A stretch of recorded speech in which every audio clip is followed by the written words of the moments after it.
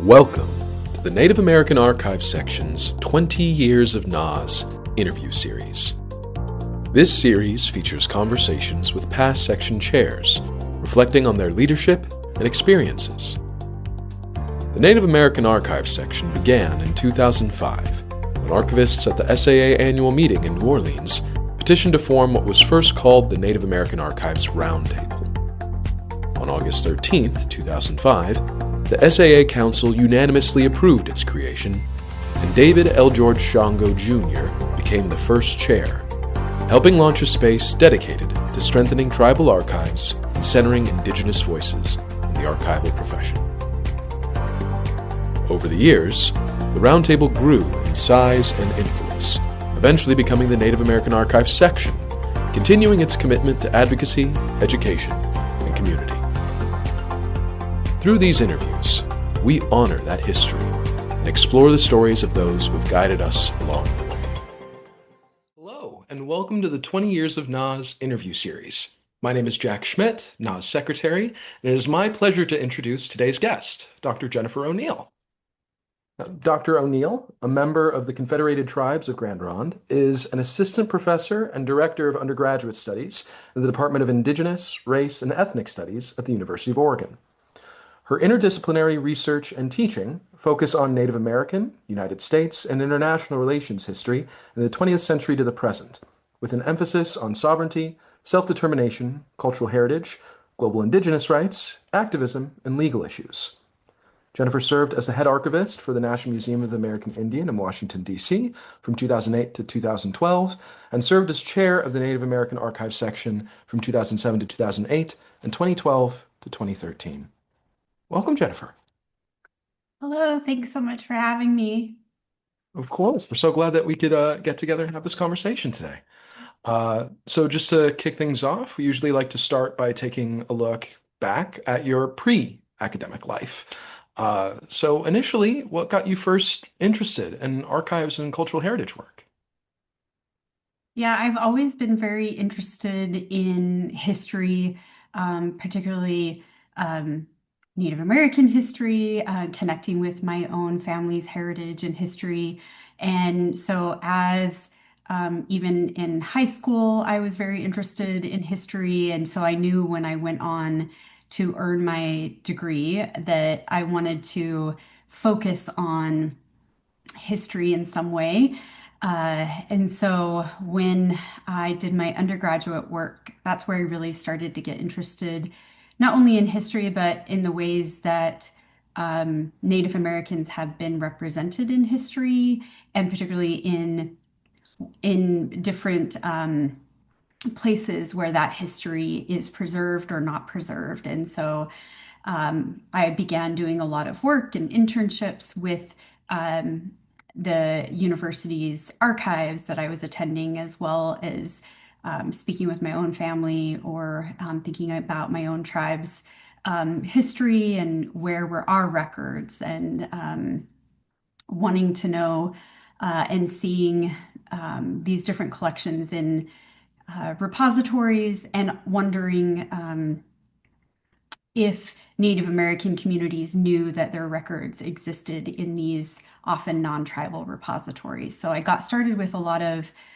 connections in that way, as well as I'd always been interested in law and political science as well. So I majored in history, minored in political science, and then went on to get, of course, all of my extended graduate degrees. And that's where I also got very interested in just cultural heritage work in general, but particularly tied to education, library, archives, museums, but particularly in a museum and archives field and places.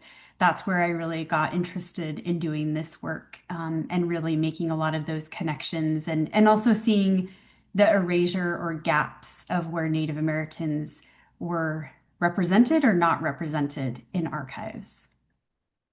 Of course. Yeah. And with that perspective in mind, I imagine, during the graduate degree coursework, or perhaps sometime after, you find yourself involved within SAA, and then the founding information of NAR, the Roundtable, Native American Archival Roundtable.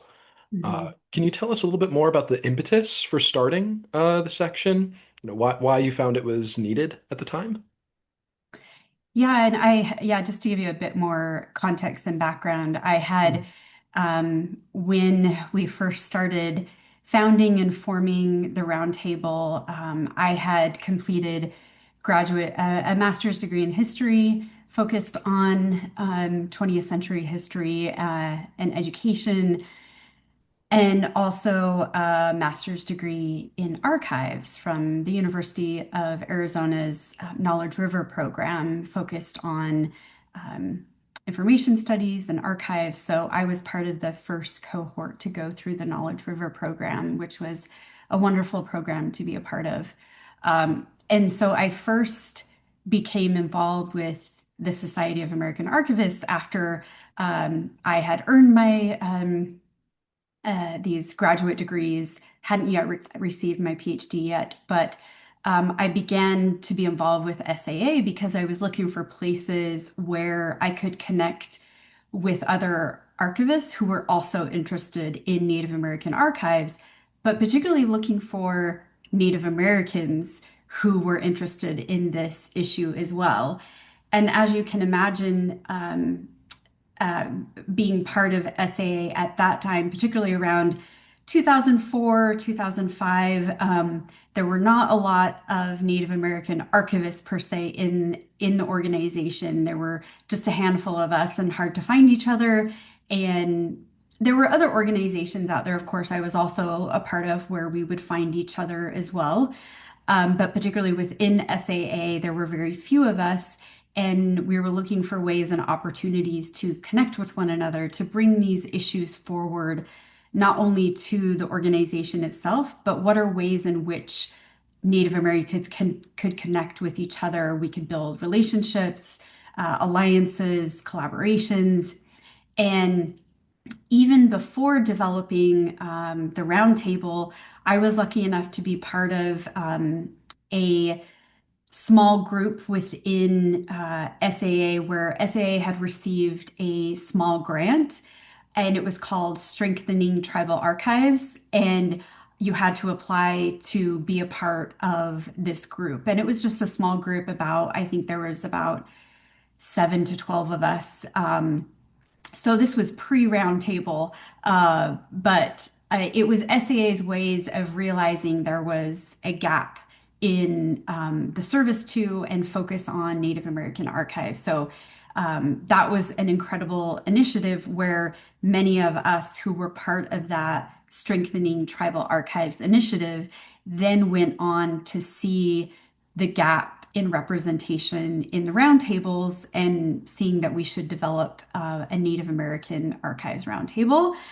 So that's what was really instrumental in starting the roundtable was that kind of that pre-group, the Strengthening Tribal Archives group, where many of us, like David George Shongo, Brianna Bobb, and numerous others who helped to found the roundtable, and then many of us were also then part of the protocols group as well.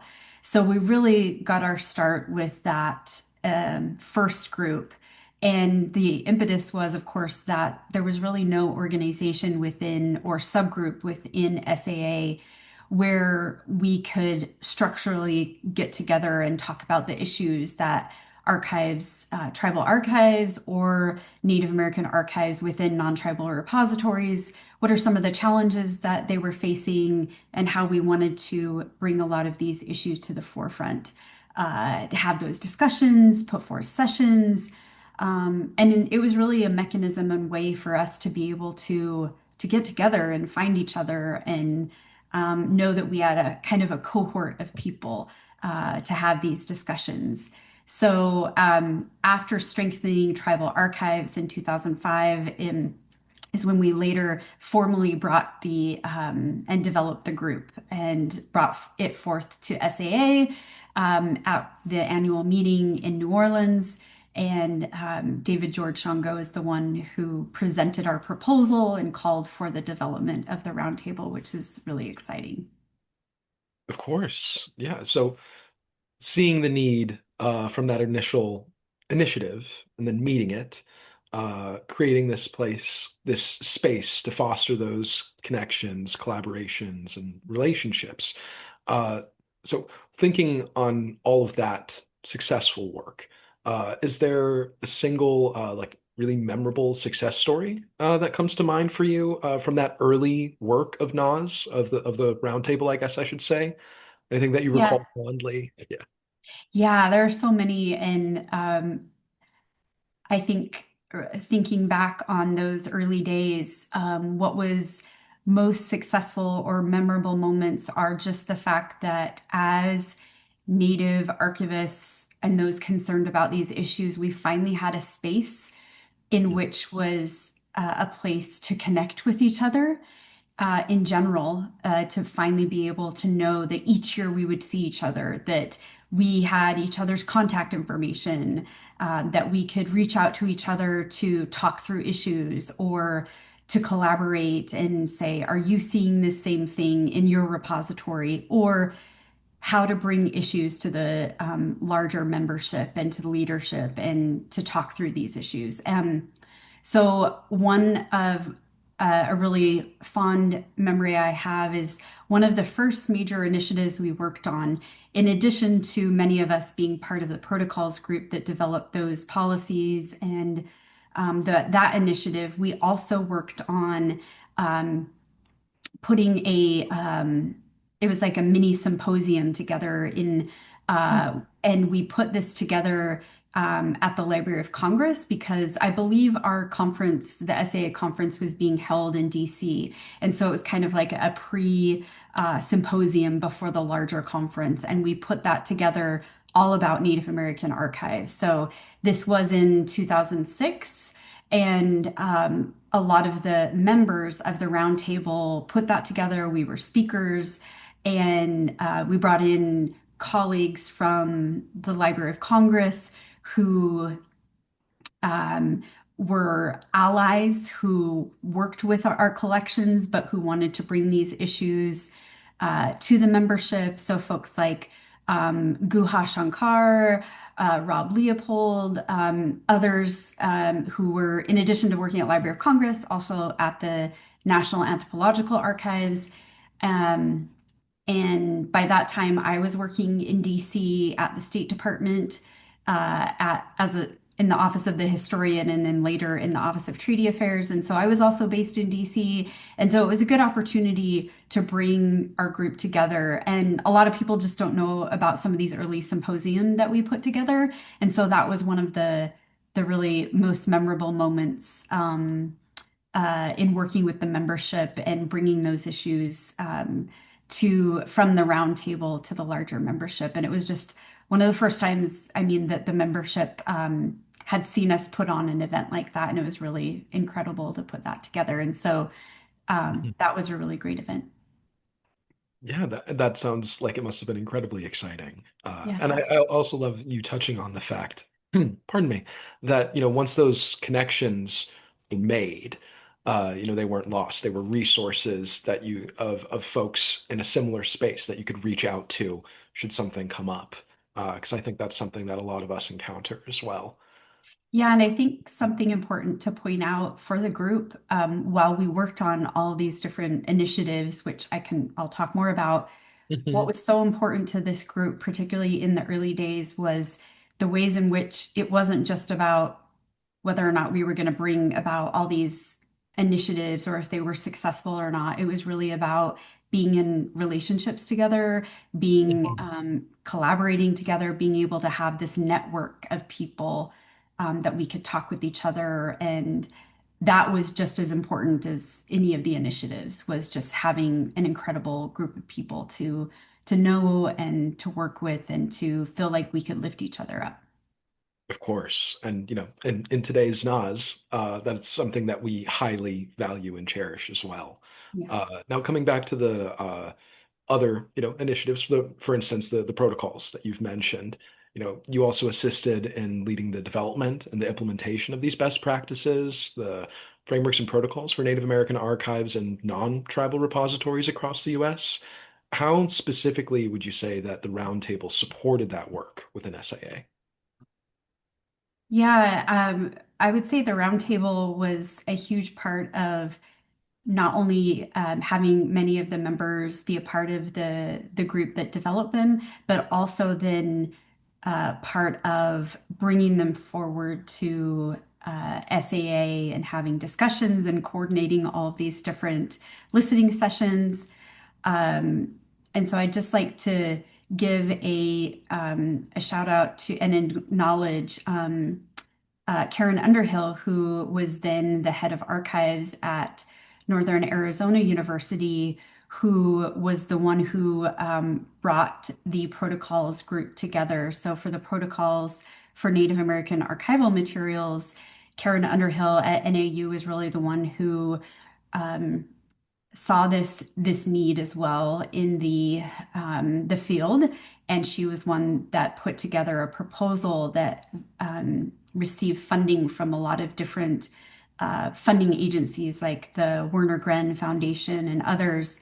And then Karen then reached out to the roundtable group because she knew we had just formed and asked some of us to be a part of that developing group. And so myself, David George Shango, and Brianna Bob from the Colville Reservation, there were many of us that were on the roundtable that then were asked to be part of the protocols group because Karen knew many of us. I mean, it was a very small uh, group, very small. Everybody knew each other. Right. So the roundtable was very instrumental then in being not only a part of the protocols group, but then, like I said, a huge part of bringing it to the organization for endorsement, for discussion. And so many of the roundtable members were then also part of the Native American Archives Forum working group for the protocols, which Mhm. I helped to oversee that for over 4 years, where we spent 4 years at the different times that SA would meet at the yearly conference, where we would have a group of us that would lead these listening sessions about the protocols, and so the roundtable assisted with that initiative. And our members were asked to be a part of those discussions, to help lead those discussions, as well as part of that initiative, we were acknowledged by SEA with an award for that work that we did over those many years. And I will just say too that as part of the roundtable, it was just a heavy load that we took on to lead those discussions. As you can imagine, that's just a lot for a roundtable to take on. Right. And to lead that for so many years, not only to lead it, but just it was a lot of very difficult conversations we were asked to be a part of, which we were glad to do. We knew these conversations needed to take place, but it definitely weighed on us a lot because it was a lot of responsibility, as well as sometimes the conversations were positive and other times they were not. And so having those conversations year after year, it could just weigh, I could see it weighed on the membership. But even though those were challenges, we also tried to see the positive as well as the pockets of light and hope where we'd see perspectives changing about what was being proposed. Right. And you mentioned, of course, that this is not an easy lift by any ways. You've highlighted already some of the challenges that it took to get through eventually, arriving on the other side there.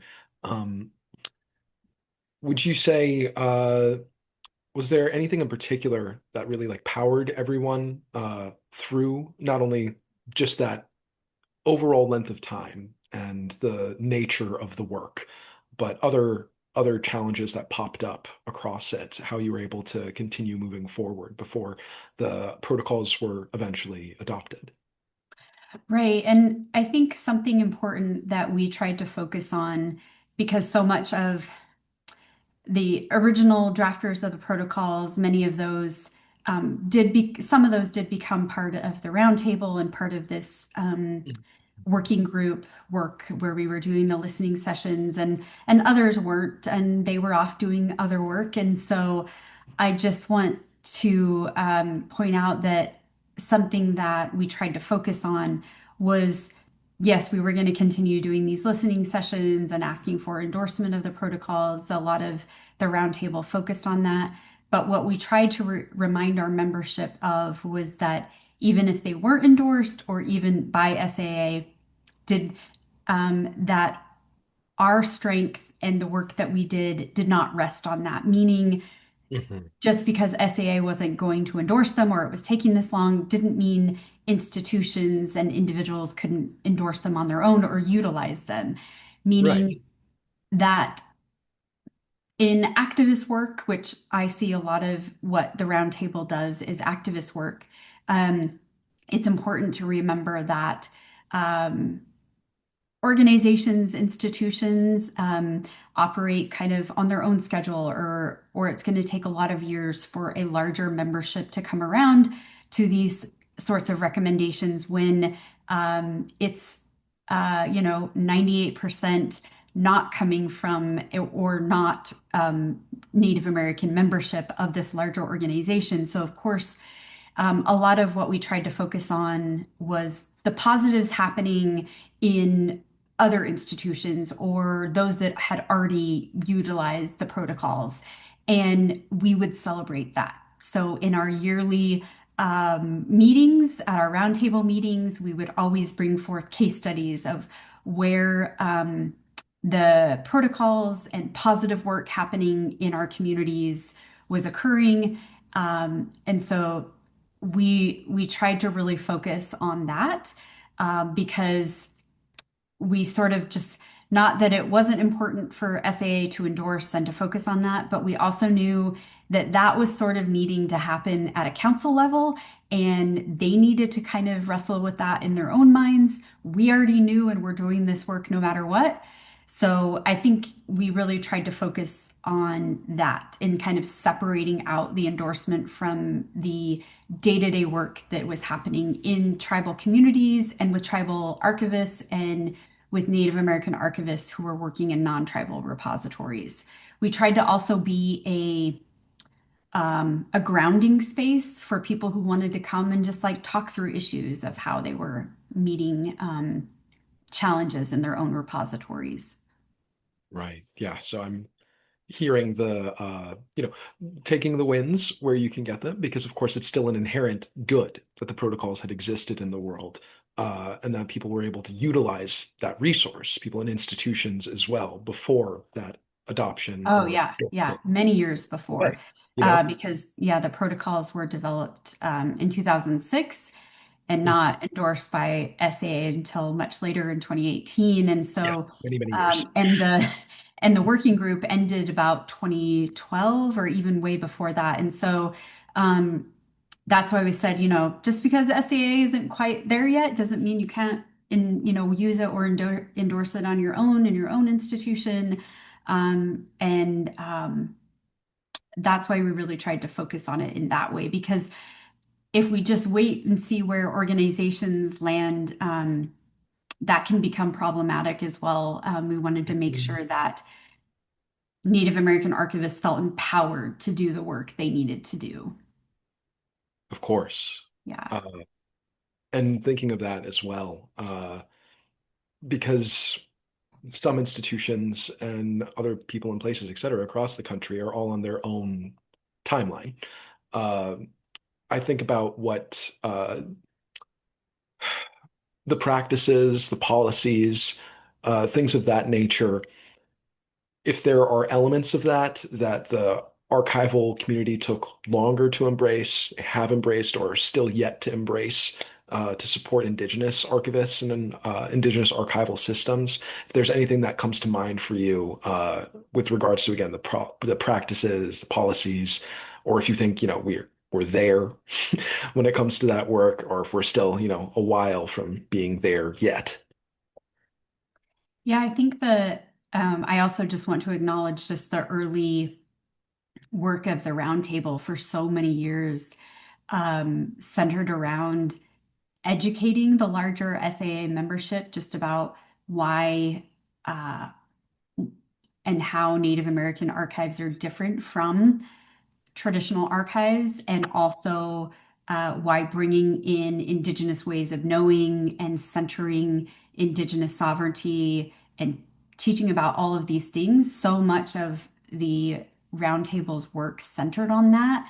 So we spent so much work focusing on educating and teaching, and uh, I still think in ways the roundtable might also always usually be doing a little bit of that, because each year there's new archivists coming in. And so usually always spend a little bit of time doing that. But I think really early on in these early days of the founding and then through that working group, so much of the time was spent on educating and also just helping membership to understand um, Indigenous perspectives of collecting and collections.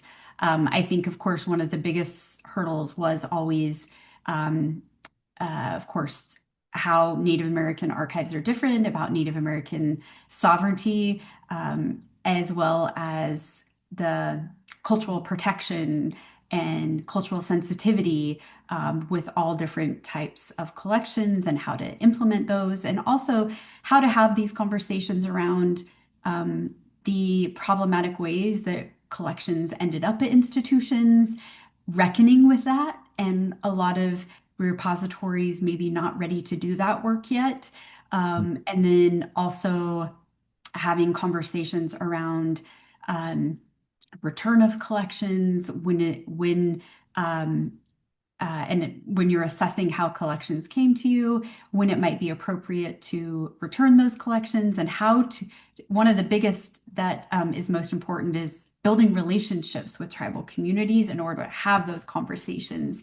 And how do you build relationships? How do you start those conversations? And I think that will still continue to be conversations that the roundtable will continue to have or teach about, because no matter what uh, kind of avenue or area of archives related to Native American archives that the roundtable might be involved with, I think the underlying important theme and current is always about building relationships and building partnerships between the repository that has collections and then with tribal communities that want to have a say in how those collections are preserved, how they're talked about, the words that are used to describe those collections.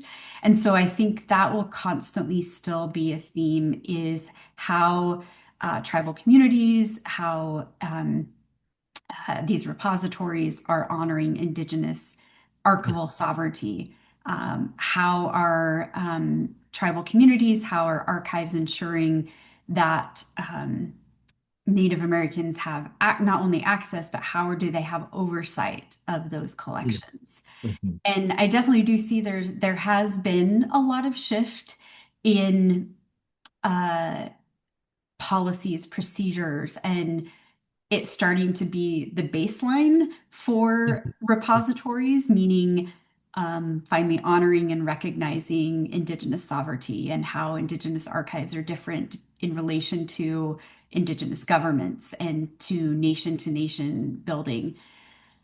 But I still think that a huge challenge is taking that to the next level in the ways in which you build those partnerships, build those relationships, and how you enact those partnerships in the policies that you develop at repositories, whether those are like MOU and deeds of gifts and enacting at that Indigenous governance level, I think is still where we need work, and where we are seeing a lot of great examples of that being implemented. But I still think it's a huge challenge for a lot of repositories which is where I spend a lot of my work still in consulting and providing advice and but where I do see a huge, like I said, a huge increase and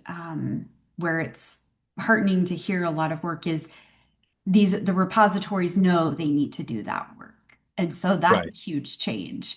Yeah. So they're seeing they need to do the work and they're taking the next step. It's just like the getting there. And I think what's also important is a lot of them finally also recognize that this is does not happen overnight, that it is work that is slow on Mhm. purpose. And we Mhm. take this work slow to make sure we get it right. Of course. Yeah. And as we're wrapping up here, I've got one slash two maybe final questions for you. Just touching on that last piece that you shared with us about, repositories and the relationships that need to be built. And of course, they're slower in nature for a reason. Um, are there ways that you view that NAAS could potentially help facilitate stronger collaboration or, perhaps shift some of the dynamics when it comes to power in those instances? Because as you've mentioned, they take some time. Some institutions are already ready. They're on board. They just need to go through the steps, and some are still dragging their feet, you Mhm. know. So any ways that NAS, either our membership or perhaps as a section, can potentially get a bit more involved in that process. Yeah, and I would just say that I think the section is already doing so much in that area. I think that you all do Mhm. um, such incredible work around, and so I would say continuing to do a lot of that work. Um, I've seen that the most important things come out of the roundtable and now the section are these different projects and initiatives that we've worked on around case studies. We've done different projects where we've gathered all these different case studies.